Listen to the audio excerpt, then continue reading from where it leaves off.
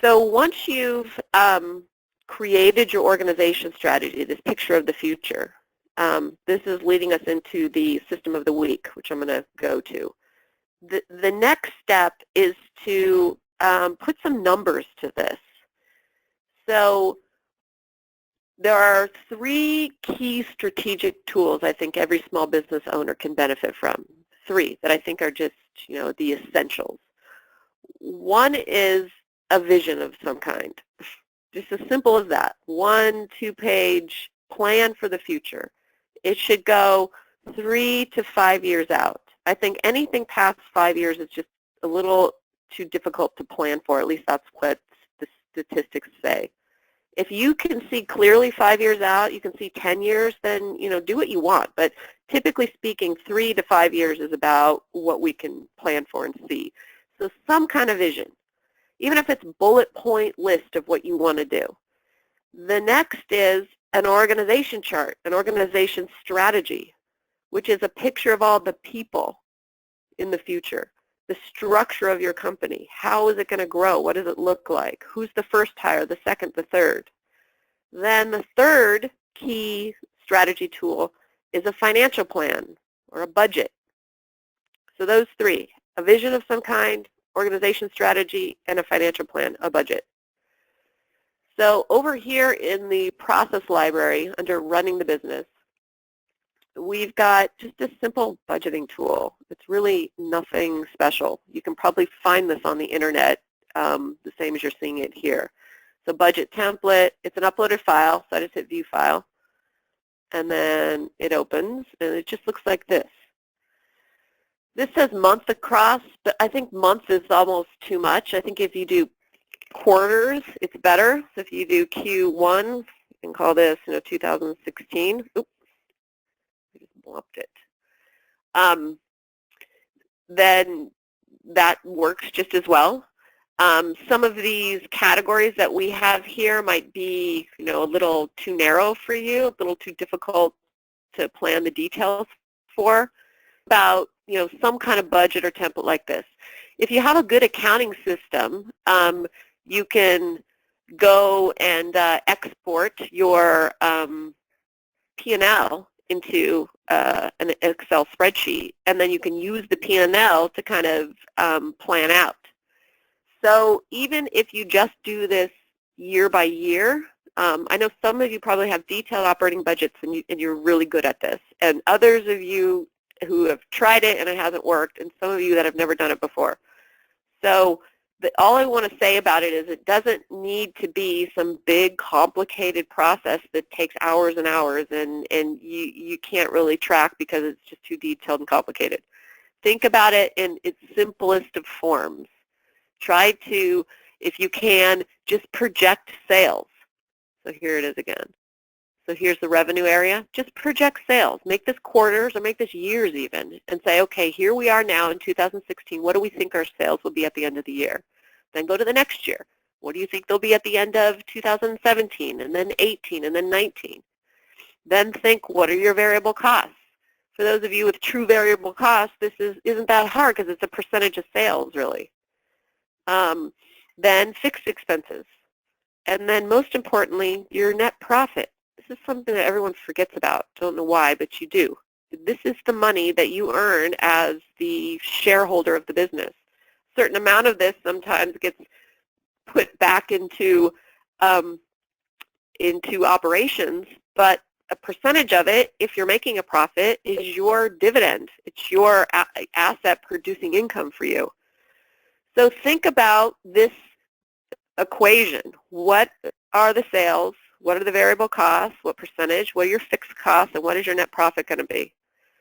This should be in your strategic plan. So plan out this budget. Then think back to your organization chart. So this is the picture of the future. And then in your spreadsheet, in a way, this is like the last column of the last row of 2020. And each of these positions has a salary attached to it, or an hourly rate. It's costing something. So at the end of 2020 in that spreadsheet, you will have all of those expenses right here at the end. And then you can backtrack if you want. You can say, okay, this is what it looks like at the, the last year, 2020, and then what does it look like now, and then fill in the middle.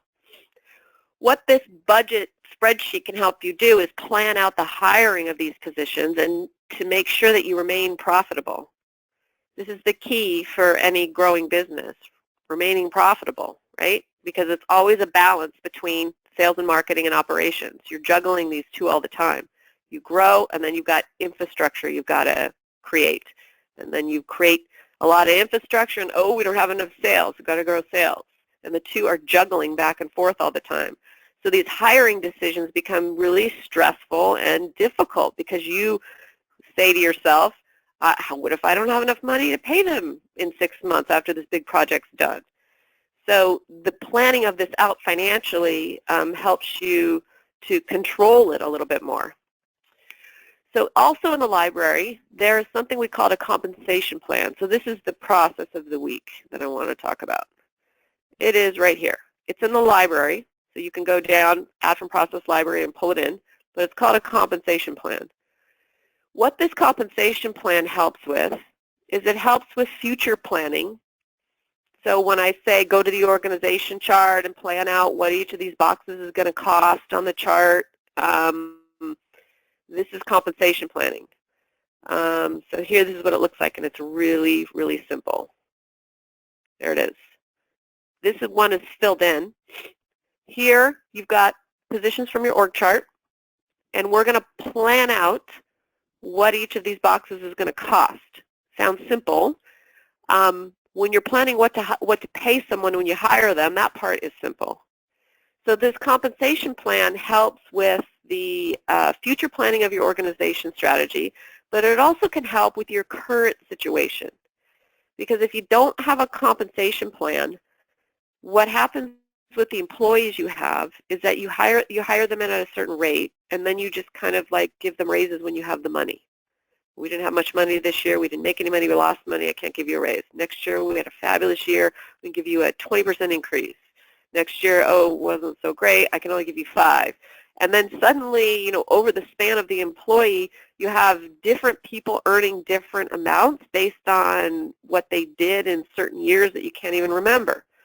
So having a compensation plan can help you systematize this or create a process around it. So you take each of your positions, and ultimately you can put people's names here for the current situation.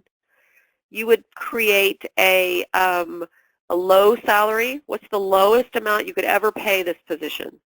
There's a website called salaries.com. It lets you put in your state, your county even, and then the type of position, and it gives you like an average rate that you would have to pay a person doing that in that role. So think of the low and think of the high. These are salaries, and this is hourly. So I just have 2 as an example because these people are hourly and these ones are salary. So you do the high and the low. What's the lowest amount you could ever pay them? And then what is the highest you would ever pay them? What is the most they would ever earn in this position? Even 5 years out, what do you imagine being the highest? The average life of an employee is typically 7 years. Doesn't mean it's always that. This is just the average. So we use the 7-year mark or rate. And then if you can then see that the low and the high is about 7 years in between. So this is showing at year 3, this is what they should be making. So what this does is it allows you to first of all see where your employees are at in terms of the high and the low, how long have they been with you, and then ultimately what percentage increase can you give them each year before they would tap out at the end of 7 years, the highest they would ever make, you might say. So this compensation plan would help you analyze this, what's currently going on with your employees. It gives you some power when you then start to think about how to give raises to people every year. It helps you to analyze if you're significantly underpaying someone or you're significantly overpaying them. And it helps you to have a conversation with them about it, because you can say to someone you're significantly overpaying, listen, this is what's happened. This is what we're going to do about it, or this is how we're going to handle it as we go forward, which can be a difficult conversation, but it's better than not having it.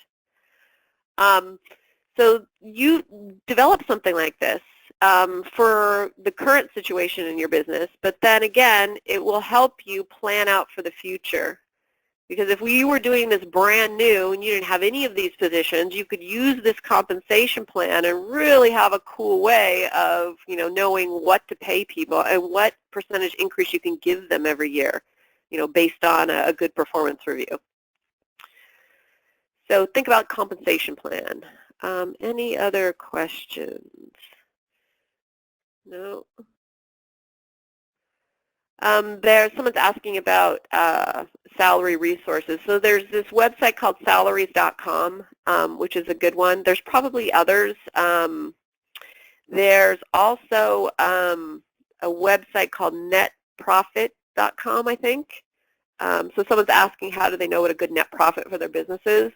On this net profit website, they show industries and what typical variable costs are, and then also what typical net profit would be by industry. This used to be published in these series of books, but now it's all available on the internet. If you can't find the website, then email me and I'll send you some other recommendations. Net profit is kind of a tricky thing, because there are industry averages, which are good to use. Generally speaking, like a construction production type company, it's usually going to be somewhere between 5 and 10 at the highest. And this is if you've got, your infrastructure in place.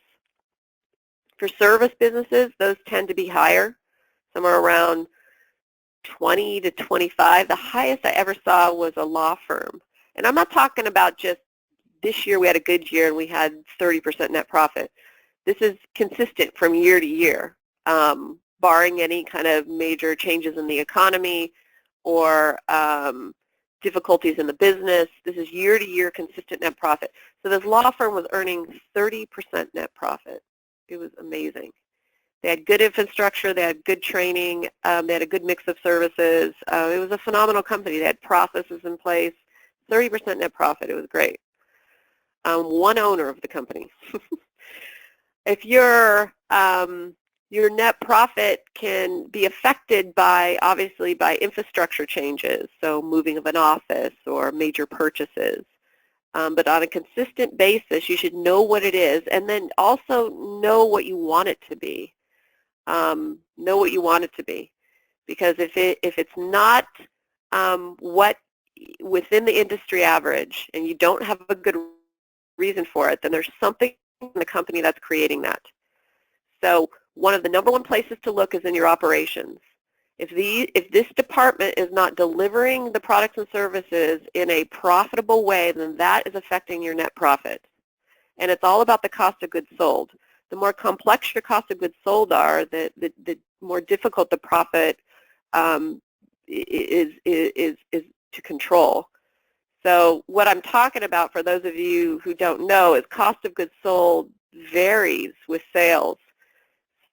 I could sell $5 million tomorrow over here, but if these people were not delivering it in a profitable way, so they took twice as long to deliver it, I'm never going to make money. And the answer will never be sell more. That's never the answer, because the more these people sell, the less money I make when the cost of goods sold is out of whack, when people are wasting materials, when orders get lost, when these people don't deliver efficiently, when they build the house upside down, when they have to put the window in 5 times, when whatever your situation is, when they piss off a client and he quits because the service is so horrible, all of those things cause you to lose money. We call it holes in the bucket.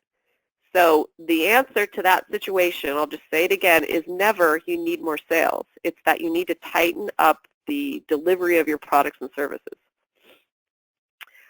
And that's all about good documented processes.